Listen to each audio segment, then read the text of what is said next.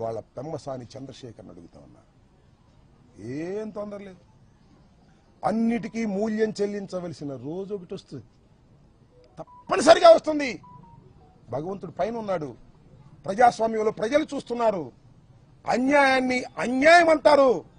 ఆ గొంతు ఇప్పుడు వినిపించకపోవచ్చు, ఇప్పుడు సమయం వచ్చినప్పుడు వినిపిస్తుందని కూడా ఈ సందర్భంగా నేను మనవి చేస్తాను. ఏమంటారండి పవన్ కళ్యాణ్ గారు?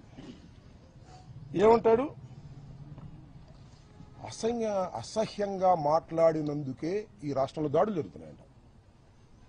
చిన్న కామెంట్ చేశాడు. ఉప ముఖ్యమంత్రి గారు అసహ్యంగా మాట్లాడినందుకు దాడులు జరుగుతున్నాయి. అసహ్యంగా మాట్లాడితే దాడులు జరుగుతాయా? నాకు తెలియక అడుగుతున్నాను పవన్ కళ్యాణ్ గారు. అసహ్యంగా మాట్లాడితే దాడులు జరుగుతాయా? కేసులు పెట్టరా? అనుకున్నాం కాసేపు. నేను అసహ్యంగా మాట్లాడాను, పొరపాటుని క్షమాపణ చెప్పానే, రియలైజ్ అయ్యానే, పశ్చాత్తాపడ్డానే, అయినా దాడులు చేస్తారా? దాడులు చేయటాన్ని సమర్థించావు పవన్ కళ్యాణ్ గారు, తప్పయ్యా. ఉప ముఖ్యమంత్రి గారు తప్పు. నువ్వు అసహ్యంగా మాట్లాడాలా? నేను అడుగుతా ఉన్నా. గౌరవనీయులైనటువంటి ఉప ముఖ్యమంత్రి గారిని, జనసేన అధిపతి పవన్ కళ్యాణ్ గారిని నేను సూటిగా అడుగుతా ఉన్నా, మీరు అసహ్యంగా ఎప్పుడు మాట్లాడలేదా? గుర్తు చేసుకోండి. గుర్తు చేయకపోతే నేను చెప్తా వినండి. ఏమన్నారు మీరు? ఏమన్నారు గుర్తుందా? ఇప్పుడు వింటున్నారా మీరు? వినకపోతే యూట్యూబ్ ఆన్ చేసుకుని నేను మాట్లాడే మాటలు వినండి. వైసీపీ ఎమ్మెల్యే నా కొడకల్లారా, చెప్పు పైకి తీసావు. ఎక్కడా స్పర్ ఆఫ్ ది మూమెంట్ కాదు, గొడవలో కాదు, ఒక వేదిక మీద, నీ జనసేన నాయకులందరూ కూర్చున్నటువంటి వేదిక మీద, మీడియా అంతా ఉన్నటువంటి వేదిక మీద ఒక మైక్ పెట్టుకుని మాట్లాడావు. నేను అలా కాదు, spur of the moment, mike లేదు, కారులో ఉన్నాను, క్షమాపణ చెప్పాను.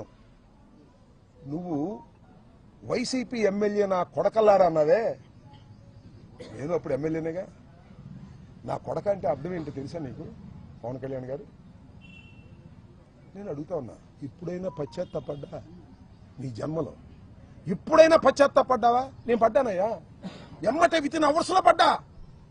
నా మీద దాడి చేయడం కరెక్ట్ అంటావు నువ్వు ఎప్పుడైనా పశ్చాత్తాపడ్డావా? పోనీ ఇప్పటికైనా పశ్చాత్తాపడుతున్నావా? నీకైతే లైసెన్స్ ఉంది, ఎవరైనా తిట్టొచ్చు. మేము స్పర్ ఆఫ్ ది మూమెంట్ లో తిడితే దాడులు చేసుకోవడానికి లైసెన్స్ ఇస్తావు? ఏంటిది? నాకు అర్థం కాల. సపోర్ట్ చేసుకో చంద్రబాబు, మాకేం అభ్యంతరం లేదు. అన్యాయాన్ని అన్యాయం అనలేని వాడివి నువ్వే ఉప ముఖ్యమంత్రివే, నీకు చంద్రబాబుకి తేడా ఏంటని అడుగుతా ఉన్నా. అంతేకాదు, వాళ్ళ అన్నగారు నాగేంద్ర బాబు గారు సీఎం తిడితే ముద్దు పెట్టుకుంటారు, జైల్లో పెట్టక అన్నాడు. అయినా అంబటి రాంబాబు కాపును ఆపాదిస్తారేంటి అంటే, నేను కాపును కాదనమాట, వాళ్లే కాపులు అనమాట. ఏమండి, అంబటి రాంబాబు కాపును ఆపాదిస్తారేంటి? కాపును కదా నేను. సందర్భం వచ్చినప్పుడు కాపుల కోసం గొంతెత్తిన వాడిని కూడా మనవి చేస్తున్నా. మీరు గొంతులు మూసుకున్నారయ్యా. నువ్వు మీ తమ్ముడు పవన్ కళ్యాణ్, చిరంజీవి గొంతెత్తాడు, గుర్తు చేస్తున్నా. చంద్రబాబు నాయుడు కాపుల్ని బీసీలో చేరుస్తానని ప్రామిస్ చేస్తే, చేర్చకపోతే, ముద్రగడ పద్మనాభం ఉద్యమ శంఖాన్ని ఊదితే, ముద్రగడ పద్మనాభాన్ని తీసుకెళ్లి హాస్పిటల్లో పెట్టి చిత్రహింసలు గురి చేస్తుంటే ఈ అంబటి రాంబాబు గొంతెత్తాడు కాపుల తరపున. నేను కమ్మ ద్వేషిని కాదు, నా కులం తరపున గొంతెత్తాను. ఇచ్చిన వాగ్దానాన్ని నెరవేర్చలేదని ముద్రగడ పద్మనాభం ఉద్యమం చేస్తుంటే హైయత్తులో మీటింగ్ పెట్టాం. మహానుభావుడు దాసరి నారాయణరావు గారు వచ్చాడు, చిరంజీవి గారు వచ్చారయ్యా. చిరంజీవి గారు మీ అన్న చిరంజీవి గారు వచ్చాడు. మీరందరూ ఆయన గొప్పతనంతోనే మీరు మనుషులయ్యారు. చిరంజీవి గారు వచ్చాడు, దాసనారాయణ గారు వచ్చాడు, బొత్స సత్యనారాయణ గారు కోఆర్డినేట్ చేశాడు. వెళ్ళి రిక్వెస్ట్ చేస్తే తోట చంద్రశేఖర్ గారు, శ్రీ రామచంద్రయ్య, పల్లవరాజు గారు, కన్నబాబు గారు అందరూ వచ్చారు. వచ్చి అప్పుడు ఒకటే చెప్పారు, వంగవీటి మోహన రంగారావును కోల్పోయాం గాని ముద్రగడ పద్మనాభాన్ని కోల్పోవడానికి సిద్ధంగా లేవు, ఖబర్దారని చిరంజీవి గారు మాట్లాడాడు, దాసనారాయణరావు గారు మాట్లాడాడు. ఎక్కడున్నారు అప్పుడు మీరు? ఏమండి నాగబాబు గారు, చాలా ఎత్తు పెరిగారు మీరు. ఎక్కడున్నారండి అప్పుడు? మీకు ఫోన్ల కోసం ట్రై చేస్తే దొరకలేదండి మీరు. పవన్ కళ్యాణ్ గారు దొరకలేదండి. ముద్రగడ పద్మనాభం గారు తర్వాత చెప్పాడు, నాకు ఎన్నిసార్లు ఫోన్ చేసినా పవన్ కళ్యాణ్ గారు ఎత్తట్లేదండి అని. నేను కాపులు నాయకుడని జగన్మోహన్ రెడ్డి అంటే ఈయట కాపోతాడంటావు నువ్వు.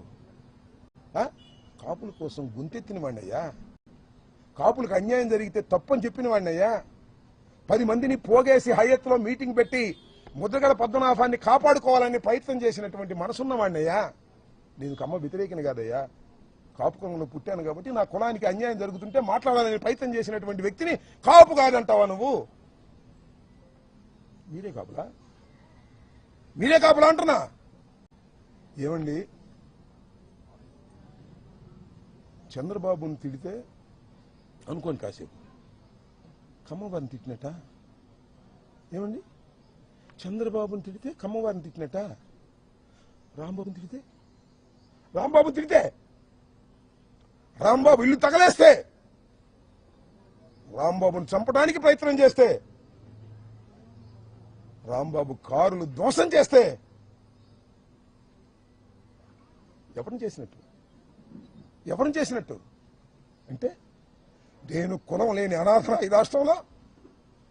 నేను కులం లేని అనాథనా ఈ రాష్ట్రంలో అని అడుగుతా ఉన్నా. నాకెవరు రియాక్ట్ కారా? కారని అనుకోకండి అని మనవి చేస్తున్నా. రియాక్ట్ అయ్యే రోజు ఒకటి వస్తుందని మనవి చేస్తున్నా. ఏంటి అన్యాయం? చంద్రబాబుని తిడితే కమ్మవారికి కోపం వస్తుంది, రాంబాబుని కొట్టినా తిట్టినా దౌర్జన్యం చేసినా ఎవరికి కోపం రాకూడదు. పవన్ కళ్యాణ్ గారు చెప్తున్నాడు, నాగేంద్ర బాబు గారు చెప్తున్నారు, మీరు ఎవరికి కోపం రావద్దండి. ఎన్నాళ్ళు తాగుతారయ్యా చంద్రబాబు నాయుడు మోచేతి నీళ్ళు? ఎన్నాళ్ళు తాగుతారు చెప్పండి? నీకు మంత్రి స్థానం ఎగ్గొట్టినా కూడా నువ్వేం మాట్లాడవు.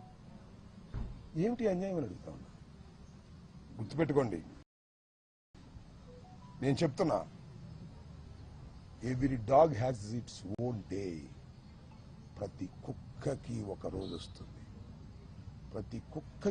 రోజు వస్తుంది, ఇది సేయింగ్. ఈ రాంబాబు అనే కుక్కకి కూడా ఒక రోజు వస్తుంది. ఈ కులం లేని కుక్కకి కూడా ఒక కులం ఉంది, గుర్తుపెట్టుకోండి. లేదనుకోకండి, మీకే ఉందనుకోకండి. ఈ కులం లేని కుక్కకి కూడా ఒక కులం ఉంది ఈ రాష్ట్రంలో. కులాల ప్రస్తావన చేస్తుంది మీరు, నేను కాదు. గుర్తుపెట్టుకోండి చంద్రబాబు నాయుడు గారు, యూ మానిటర్డ్ ఎవ్రీథింగ్. ప్రతి క్షణము మీరు మానిటర్ చేశారు. పెమ్మసాని మానిటర్ చేశాడు. ఎస్పీ వచ్చాడు ఇక్కడికి, ఎస్పీని వెళ్ళిపోమన్నారు. సీఎం ఆఫీస్ నుంచి ఎస్పీ వెళ్ళిపోమన్నారు. ఎందుకంటే ఈ తగలేయడానికి సిద్ధంగా ఉన్నారు మా వాళ్ళు, మీరు ఉంటే బాగోదని పంపించారు. ఎప్పుడైనా చూశారండి? 7 గంటలు 8 గంటల సేపు రవిడీజం చేస్తుంటే రోడ్డు మీద